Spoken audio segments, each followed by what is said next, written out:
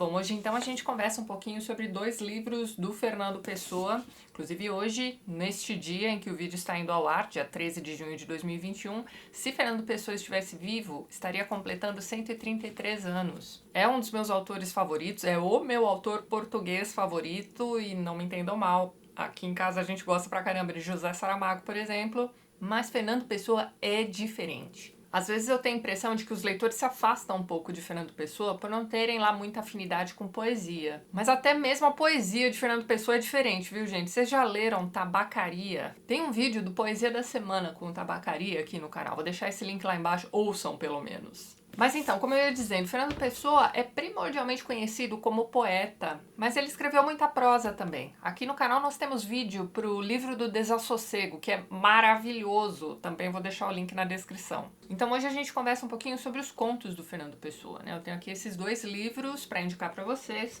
a começar por este aqui, que sai pela Nova Fronteira, O Banqueiro Anarquista e Outros Contos Escolhidos. Ó, este aqui é um livrinho de 2018.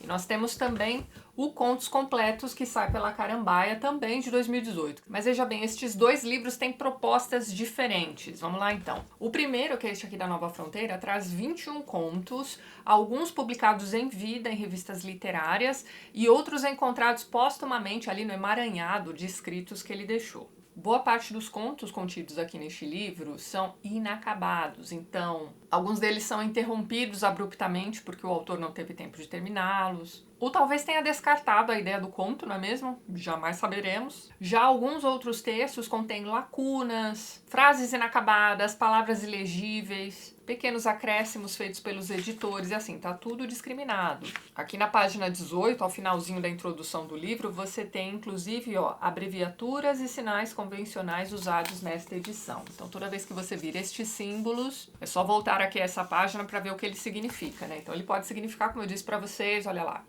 espaço deixado em branco pelo autor, texto acrescentado pela editora e assim por diante. Já o segundo livro, né, este aqui da Carambaia, contém apenas os contos completos. Toda vez que a gente fala em livros de contos completos, né, de um determinado autor, nós estamos falando de um compiladão de todos os contos escritos por ele, não é mesmo? Ao contrário, por exemplo, de livros de contos escolhidos, né? Aí a gente já espera que seja apenas uma seleção, né, organizada por um determinado editor. Já no caso deste livrinho especificamente, Contos Completos diz respeito aos contos que foram finalizados pelo autor em vida, publicados em vida também, enfim, é isso. Agora, um curioso detalhe em comum entre essas duas edições foi o acréscimo de 3 textos de um autor americano chamado O. Henry. Porque eles estão aqui, bem, porque eles foram traduzidos pelo Fernando Pessoa. E é isso mesmo que você ouviu. Além de tudo, ele ainda era tradutor. Então, os 3 contos traduzidos por ele e acrescentados a essas duas edições são ali A Teoria e o Cão,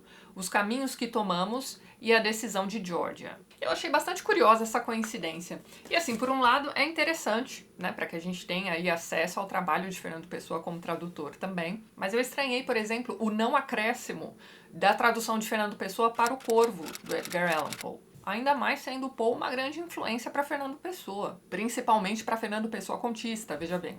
Mas vá lá, aqui você também vai ter 3 contos do Henry. Eu gosto bastante dele, eu tenho esse livrinho aqui de contos. Acho esse autor bastante interessante. Os meus contos favoritos dele são o Man About Town, que é o conto que abre aqui essa coletânea, né? Ele tem um outro título também, ó, Enquadrando o Savoir-Faire. É um barato esse conto, gente. E ele tem também um conto meio de terrorzinho chamado Aluga-se Quarto. É uma história de um quarto de hotel mal assombrado. É um autor bem interessante, fica a dica aí pra vocês, enfim. Aqui nessas duas coletâneas, né, de brinde, você ainda vai conhecer um pouquinho do O. Henry, não é mesmo? Bem, voltando ao título dessa edição, este livrinho traz também algumas outras peculiaridades, como, por exemplo, não ser um livro só de contos. Ele traz 2 crônicas, você tem algumas fábulas do Fernando Pessoa também. Tem um texto comercial aqui que é um barato. Sabe aqueles textos que acompanhavam uma propaganda em uma revista ou em um jornal? Pois é, tem um texto dele aqui que foi usado numa propaganda de tinta automotiva. Isso está aqui neste livro também. E para fechar o livro, você tem uma peça do Fernando Pessoa, que é uma coisa maravilhosa. Bom, a gente já vai chegar lá. Agora, um outro detalhe interessante a respeito deste livro aqui, ó, da Nova Fronteira, é o seguinte. O conto que abre esta coletânea Se chama Um Jantar Muito Original. E aí é o seguinte, este conto aqui foi escrito originalmente em inglês. Então aqui neste livro você tem acesso a uma tradução feita pela Ana Maria Freitas e na sequência você tem o texto original em inglês. Olha ali, ó, A Very Original Dinner. Que aliás é Poe puro. Então assim, Fernando Pessoa era admirador do Poe. E esse texto foi escrito, né, originalmente em inglês na juventude de Fernando Pessoa. Ele tinha, se não me engano, 19 anos. Na introdução deste livro, que é bem bacana, né, escrita pelo Alexei Bueno, ele vai dizer o seguinte, ó. É força constatar como no Pessoa de 19 anos já existia o pleno domínio da narrativa, além de outras características tipicamente suas. Então é isso, jovenzinho de tudo, ele já era um baita escritor. Mas então, o curioso é que aqui você tem, né, o texto original em inglês e uma tradução.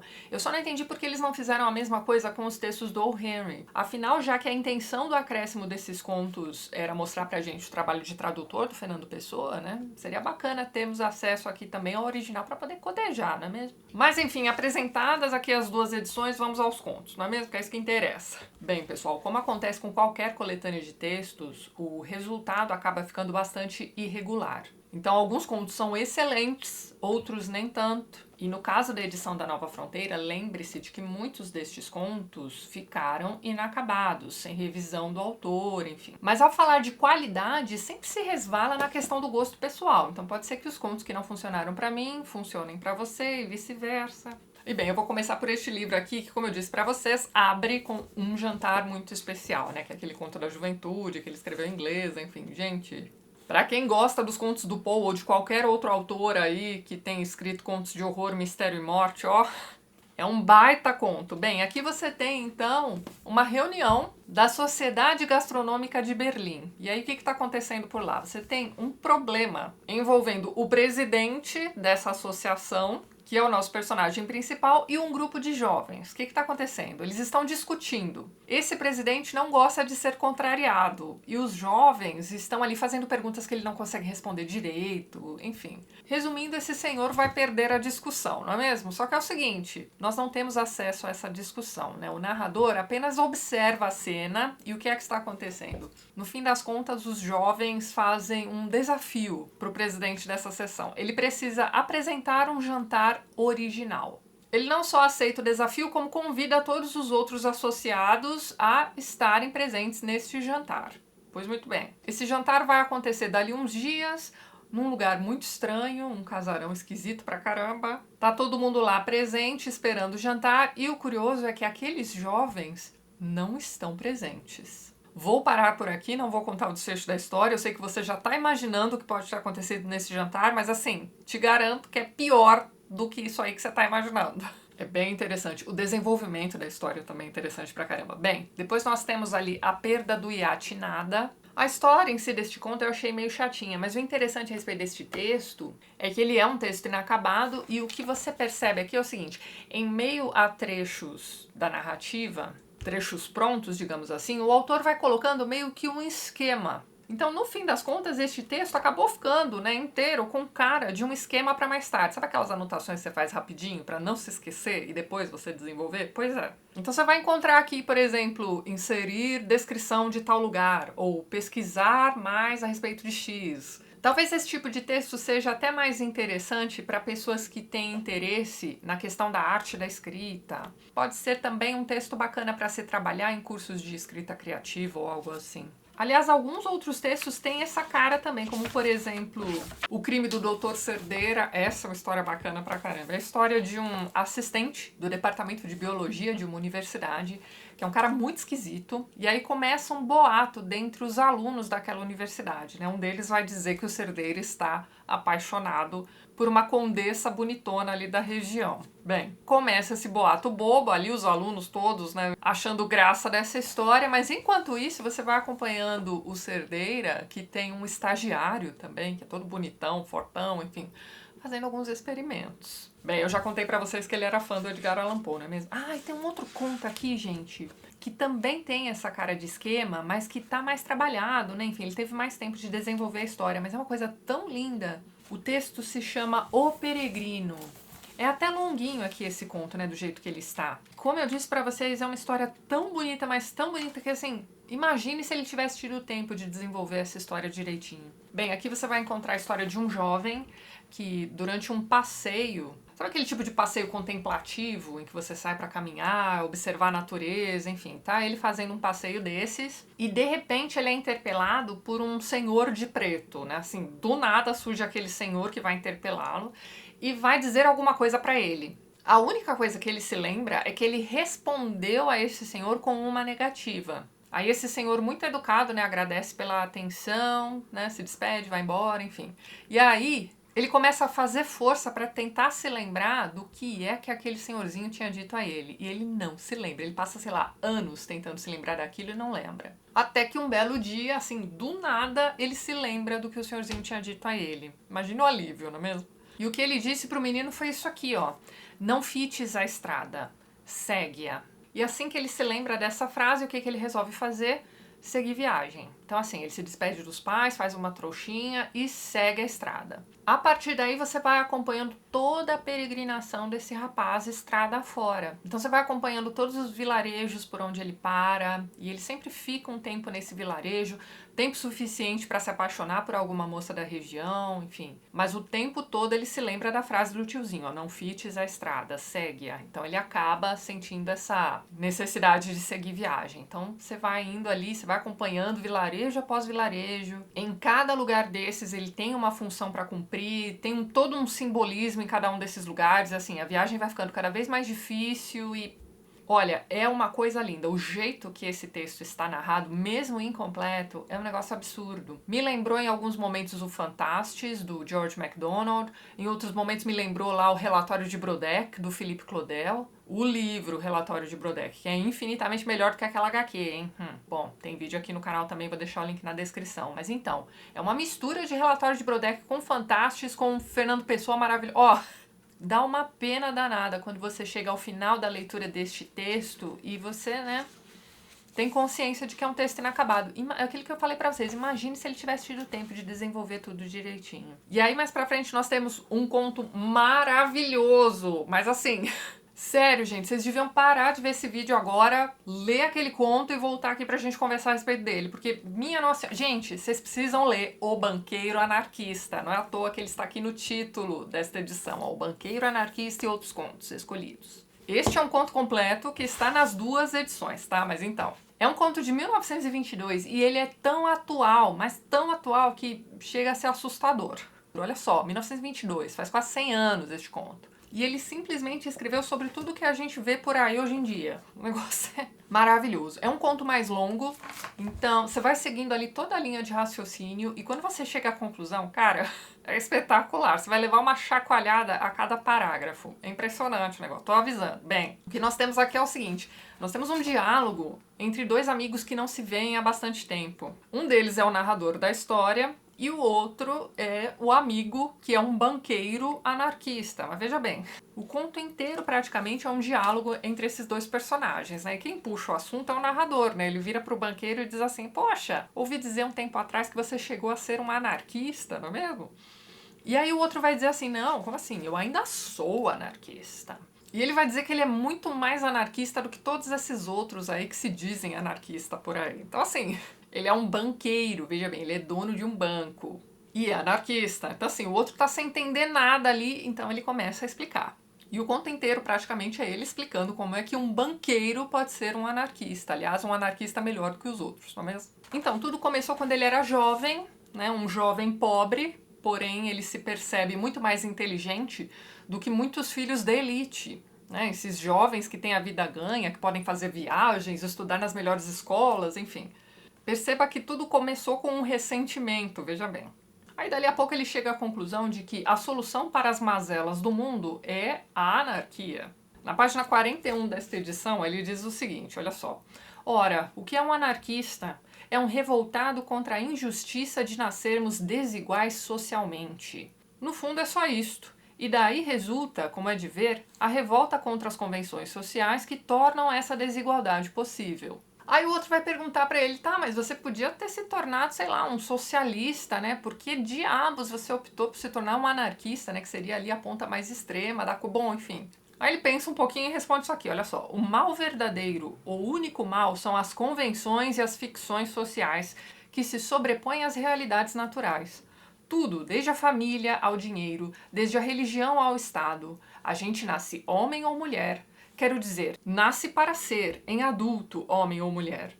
Não nasce em boa justiça natural, nem para ser marido, nem para ser rico ou pobre, como também não nasce para ser católico ou protestante, ou português ou inglês. E todas estas coisas em virtude das ficções sociais. Ora, essas ficções sociais são más por quê? Porque são ficções, porque não são naturais. Tão mau é o dinheiro como o Estado, a constituição da família como as religiões. Se houvesse outras, que não fossem estas, seriam igualmente más, porque também seriam ficções, porque também se sobreporiam e estorvariam as realidades naturais. E ele vai embora. Ele vai contar sobre o grupo anarquista, né, que eles formaram ali na juventude, enfim. E aí ele vai passar por um tema que é discutido na República de Platão. Nós lemos recentemente este livro aqui no canal, vou deixar o link na descrição, vejam aquele vídeo. Por quê? Porque lá tem uma parte em que Platão vai discutir ali as formas de governo. E aí ele vai deixar bem claro que a tirania surge da democracia. Então veja bem, ele está falando de tirania e democracia do século IV a.C., mas vá lá. Para Platão, o tirano é o cara que se torna livre, mas ele se embebeda da liberdade, ele se vê tão livre que ele passa a ter liberdade, inclusive para escravizar o outro. É um caso extremo, veja bem, vocês precisam ver o vídeo e ler a República de Platão também. Mas então, isso vai meio que acontecer aqui com esse grupo de anarquistas, veja bem. O objetivo final deste grupo era a liberdade. E mesmo dentro daquele pequeno grupinho, né, o banqueiro aqui da história começa a perceber o início da tirania. Então ele se retira daquele grupo e vai se tornar ali um anarquista solitário. E como eu disse pra vocês, a linha de raciocínio do Fernando Pessoa aqui neste conto é um negócio absurdo. E o resultado disso tudo não é exatamente isso, não é exatamente isso que você vai encontrar aqui nesse texto, né? Porque ele vai além. Mas seria algo como: eu sou mais livre, né, do que muito anarquista por aí. Porque, veja bem, não faço parte de grupo nenhum, trabalhei minha vida inteira, juntei o dinheiro, abri o meu próprio negócio, né? Pago os meus boletos em dia, não encho o saco de ninguém, sou livre pra caramba.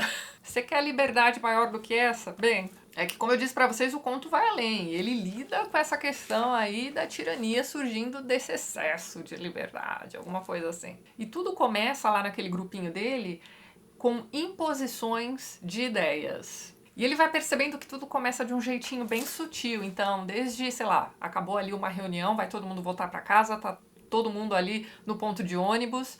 E aí, vamos supor que você pode pegar duas linhas diferentes para voltar para casa. Uma que vai dar um pouco mais de voltas e o outro que vai, né, fazer um caminho reto ali, você chega rapidinho em casa. Bem, você tá acompanhado. A outra pessoa vai virar para você e vai dizer assim: "Não, para mim só serve aquele ônibus que dá voltas. Então você vem comigo nesse ônibus que dá voltas." Começa assim, com sutilezas. Aos poucos, ele vai percebendo que o negócio vai engrossando e ele sai daquele grupo.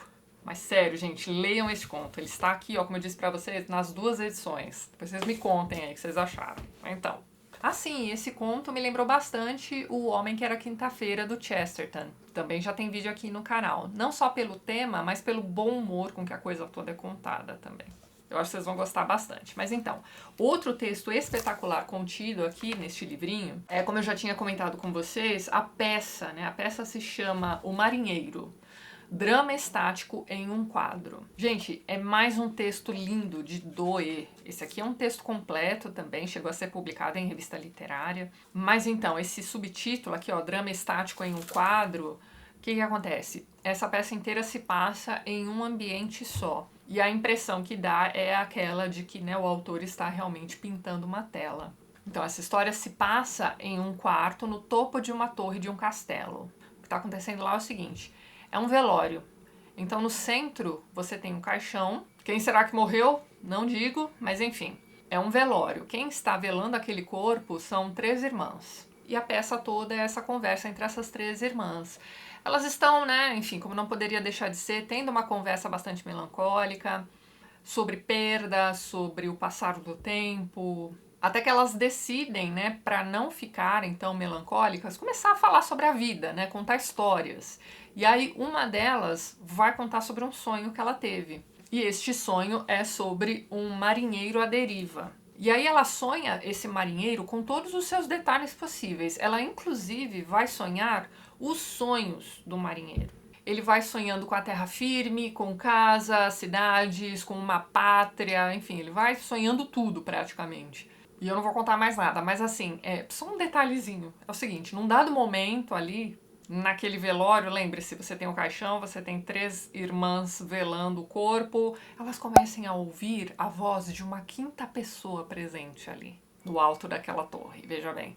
Este conto me lembrou muito as Ruínas Circulares do Borges. Se você ainda não conhece Ruínas Circulares, certo, você precisa ler este conto, mas então, este texto encerra este livro aqui e é maravilhoso. Mas é isso, esse livrinho também traz as fábulas do Fernando Pessoa, que são textos ali bastante bem-humorados também. Tem lá aquele texto publicitário, né, da propaganda da tinta automotiva, chamada O Carro Ia Desaparecendo. É um barato essa história, gente, divertida pra caramba também. Mas é isso, gente, os 2 livros são excelentes, né, eles se complementam de certa forma. São bem poucos os contos repetidos aqui nessas 2 edições, né, não estou contando aí os contos do Henry, veja bem. Do Fernando Pessoa você tem, então, nas 2 edições, O Banqueiro Anarquista, maravilhoso, Um Grande Português, ou A Origem do Conto do Vigário, que é um barato também, e o Soares e o Pereira. Pronto, além desses 3 contos, os demais são inéditos aqui nas 2 edições, enfim. Aqui você tem o Peregrino, que é maravilhoso, você tem o Jantar Muito Especial,